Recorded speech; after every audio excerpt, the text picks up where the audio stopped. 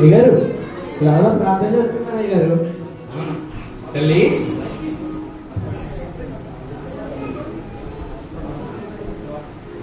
తల్లి praise lord అమ్మా. చాలా ఆసక్తికరంగా ప్రార్థన చేస్తా ఉన్నాను, చూస్తున్నాను. ఇలాంటి ఆసక్తికరమైన వ్యక్తిని చూసి నాకు చాలా ఆనందం వేసింది. ఎందుకు దేని నిమిత్తం తల్లి అంత ప్రార్థన చేస్తున్నాం? చెప్పు. నేనేం చదవలేదు, అందుకే దేవుడి మీద ఆధారపడి దేవుడు నాకు సహాయం చేస్తాడని దేవుడు ప్రార్థిస్తున్నాను. ఏంటి మార్కుల కోసం కూడా ప్రార్థన చేస్తారా? అవునా తల్లి? అయితే నువ్వు ఇప్పుడు దాకా ఇంత భారంగా ప్రార్థన చేస్తుంది నువ్వు మార్కుల కోసమా తల్లి? అవునాయి గారు. సరే అమ్మ, అయితే నేను నీతో ఒక విషయం మాట్లాడతాను, మళ్ళీ మంచి మాట్లాడతాను, సరేనా? ఏంటి నా టైగర్ మాట్లాడుతా ఉన్నారు, అంటే ఏదో టిప్స్ చెప్తారా?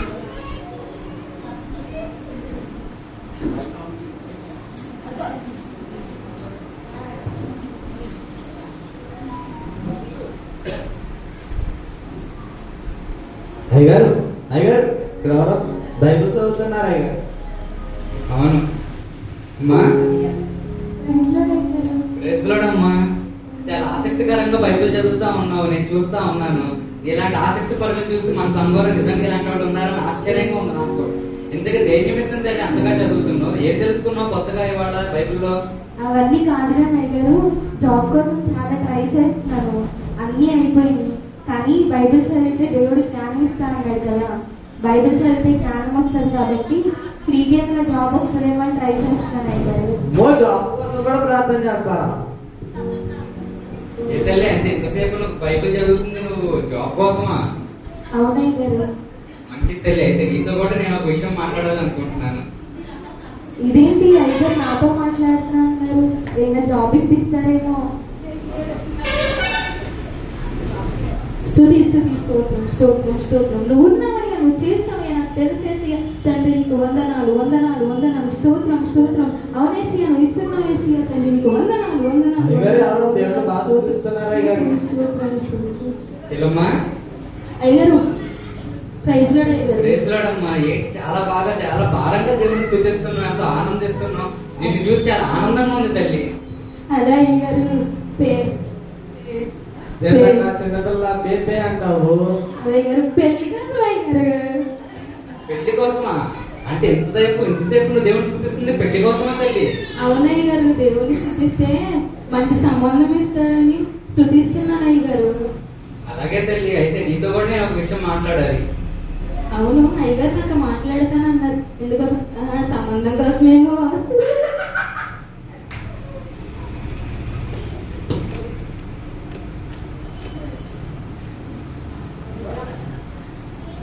గారు దేవుడు బాగా చేస్తున్నట్టున్నారు అయ్యారు. అమ్మా, ప్రైజ్ లార్డ్ అమ్మా. చాలా ఆసక్తికరంగా ఇందా నుంచి చూస్తున్నాను, తగ్గ పని చేసేస్తున్నావు పొద్దున్న నుంచి గంటల గంటల సేపు. నీ ఆసక్తి నాకు బాగా నచ్చిందమ్మా. ఎందుకు దేని నిమిత్తం ఎంత కష్టపడుతున్నావు? మీకు తెలిసిందే కదయ్యా, దేవుడి పని మొత్తం నేను చేస్తున్నాను అనుకో, నా పని అంతా దేవుడు చేస్తాను. మీకు తెలిసిందే కదా, ఇంట్లో అవసరం గురించి, వచ్చిన వాళ్ళ బట్టల గురించి, సరుకుల గురించి, ప్రతి దాని గురించి వేసుకుంటామయ్యా. దేవుడి పని మనం చేస్తాం అనుకో, మన పని దేవుడు చేసేస్తాడు కదా, అందుకని చేస్తాం కదా ఈ పని అంతా. నువ్వు అక్కో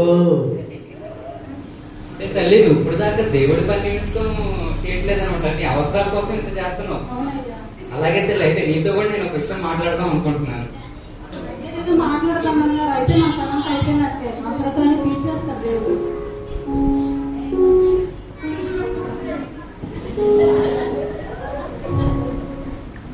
తల్లి, మీ అందరూ ఇప్పుడు దాకా మీ కోరికలన్నీ చెప్పారు, వాటి కోసం ప్రార్థన చేస్తున్నారు కదా.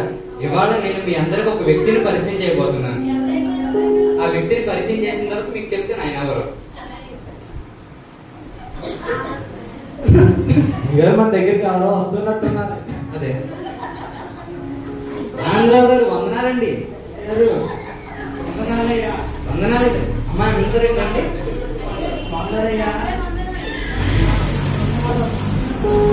మీ అందరికీ ఒక వ్యక్తిని పరిచయం చేస్తానని చెప్పాను కదా, ఈయనే ఆనందరావు గారు. ఈయన ఎవరు అనుకున్నారు? మా నాన్నగారి కాలం దగ్గర నుంచి మీలాగే యవనస్తులుగా ఉన్నప్పటి నుంచి వచ్చి మన సంఘానికి వచ్చి మీలాగే ఎవరైతే ఇప్పుడు ఉద్యోగం కోసం ప్రార్థన చేస్తున్నారు, మీలో కొంతమంది పెళ్లి కోసం ప్రార్థన చేస్తున్నారు, అవసరతల కోసం ప్రార్థన చేస్తున్నారు. ఈయన కూడా అలాగే మీలాగా ఎప్పటి నుంచో ఉండి యవనస్తులుగా ఉన్నప్పటి నుంచి వచ్చి వాళ్ళ అవసరతల కోసం ప్రార్థన చేసి అవన్నీ పొందుకున్నారు. అతిగారు ఎంత సంపాదించింది, దాంట్లో మన ఛాన్స్ లేదా? ఏ ప్రశాంతత అయ్యా, చదువుకున్నాను కానీ ఉపయోగం లేదు. ఉద్యోగం వచ్చింది, పెళ్ళయింది, పిల్లలు వచ్చారు, ఆస్తులు సంపాదించారు, కానీ ప్రశాంతత లేదయ్యా. ఆనందరావు గారు, ఏంటి జీవితంలో దేవుడు మీకు అంత సక్సెస్ ఇచ్చినట్టు మీకు ప్రశాంతత లేదా? లేదయ్యా, అందుకే ప్రార్థన చేసుకుందామని మందిరానికి వెళ్తున్నానయ్యా. ప్రార్థన చేద్దాం అనుకుంటున్నా, మోకాళ్ళు సహకరించట్లా. చేతులెత్తి ఆరాధిద్దాం అనుకుంటున్నా, చేతులు సహకరించట్లా. బైబిల్ చదువుదాం అనుకుంటున్నా, కళ్ళు సహకరించట్లేదయ్యా. ఏదో దేవుని సన్నిధికి వెళ్ళి ఏమన్నా పని చేద్దాం అనుకుంటున్నా, ముందు సహకరించట్లేదయ్యా. ఆనందరావు గారు, అవునా అమ్మా? విన్నారా ఆయన ఏమన్నారు? ఆయన కూడా మీలాగే యవనస్తుడుగా ఉన్నప్పుడు వచ్చి అప్పటి నుంచి అన్నిటి కోసం అడిగాడు, కానీ ఇప్పుడు అన్ని పొందుతున్నా కానీ మనశ్శాంతి లేదంటున్నాడు. ఇప్పుడు తీరా ఇంత వయసు వచ్చిన తర్వాత ఇప్పుడు తెలుసుకుందామని ప్రయత్నిస్తుంటే ఆయన పొద్దు సహకరించట్లేదని చెప్తున్నాడు. నేనేం చెప్తున్నానంటే అమ్మా, మీ అందరికీ మీలో ప్రతి ఒక్కరికి మీ అవసరతలు ఉన్నాయి, కానీ అన్నిటికంటే ప్రాముఖ్యమైనది ఇంకొకటి ఉందమ్మా. తల్లి, నువ్వు ఇందాక నుంచి నాకు చదువు రావట్లేదు, చదువులో జ్ఞానం కోసం మార్కుల కోసం దేవుడిని చూస్తున్నాను, ప్రార్థిస్తున్నానని చెప్తున్నావు, కానీ దానికంటే ప్రాముఖ్యమైనది ఇంకొకటి ఉంది. అదేంటో తెలుసా? మహోన్నతుని విద్య. నువ్వు ఏనాడైనా ప్రభువా నాకు నీ విద్యను నేర్పించు ప్రభువా, నీకు గురించిన జ్ఞానం నాకు నేర్పించు ప్రభువా అని ప్రార్థన చేసావా? అలా చేయరు కదా. అప్పుడు నీ అవసరం ఏంటో దేవుడికి తెలుసు.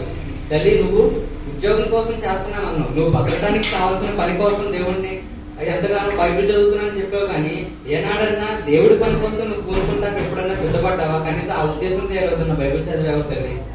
తల్లి, నువ్వు ప్రార్థన కోసం నువ్వు దేవుడిని చూపిస్తున్నా అన్నావు, నీ మంచి భర్త కోసం, మంచి పెళ్లి జరగాలని కోసం దేవుడిని చూపిస్తున్నా అని చెప్పావు కదా.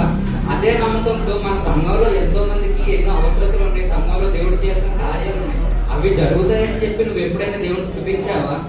తల్లి, నువ్వు నీ అవసరతల కోసం దేవుడికి సేవ చేస్తున్నాను, పని చేస్తాను అన్నావు, కానీ సంఘంలో ఉన్న అవసరతల కోసం నేను ఈ రోజున పని చేయాలని కోరుకున్నావా? అలా లేదు కదా. మన ముందున్న మనందరికీ మాదిరికరంగా ఉన్నప్పుడు మన ఆనందరావు అయ్య గారిని చూడండి. ఆయన ఎంతో మీలాగే మీకున్న కోరికలన్నీ ఆయనకి ఉన్నాయి యవన కాలంలో. వాటి కోసమే పోరాడాడు, వాటి కోసం దేవుడితో ప్రాకులాడాడు, కానీ దేవుడి చిత్తం ఏంటో తెలుసుకుందాం ఆయన ఏనాడు ప్రయత్నించలా. కానీ ఈ రోజు ప్రయత్నిస్తుంటే ఆయన శరీరం ఆయనకి సహకరించట్లేదు. నేను మీకు చెప్పదలుచుకుంది అదేనమ్మా. మొదట దేవుడి చిత్తం ఏంటో తెలుసుకోండి, ఆయన చిత్తాన్ని తెలుసుకొని ప్రాధాన్యమైనది ఏదో దాని కొరకు మీరు దేవుడి కొరకు ప్రయాసపడితే మీకు ఏదో దేవుడు అందిస్తాడు. ఆనందరావు గారు ఏమంటారు? అంతేనమ్మా. తల్లి, నేను ఇప్పుడు చేయాలనుకున్నా నా జీవితం దేనికి సహకరించట్లా. మీరు ఆ అవకాశాన్ని వినియోగించుకోండి. సేవకుడు చాలా మంచోడు, జాగ్రత్తగా ప్రార్థన చేసుకొని దేవుని పని చేసుకుంటూ ఉండండి. అవునయ్య గారు, మేము ఈ విషయాన్ని మర్చిపోయాము. ఇప్పుడు తెలుసుకొని జాగ్రత్త వహించి ఈ పనులు చేస్తాం. సంతోషించాలి తల్లి, మీరు అందరూ తెలుసుకున్నారు. అలాగే అందరికి కూడా నేను చెప్పదలుచుకున్నది ఒకటే, మనకు ఎన్నో అవసరతలు ఉంటాయి. దేవుడి ప్రతి అవసరత కోసం మనం దేవుడి దగ్గర ప్రాకులాడతాం, కానీ అన్నిటికంటే ముందు ప్రాముఖ్యమైనది ఇంకొకటి ఉంది. అదేంటంటే దేవుని చిత్తాన్ని తెలుసుకోవటం. దేవుని చిత్తాన్ని తెలుసుకొని దాని కొరకు మనం ప్రయాసపడితే మన అవసరతలన్నీ దేవుడు తెలుసుకుంటాడు, కాబట్టి ఆయన మనం వాటన్నిటిని తీరుస్తాడు. Thank you.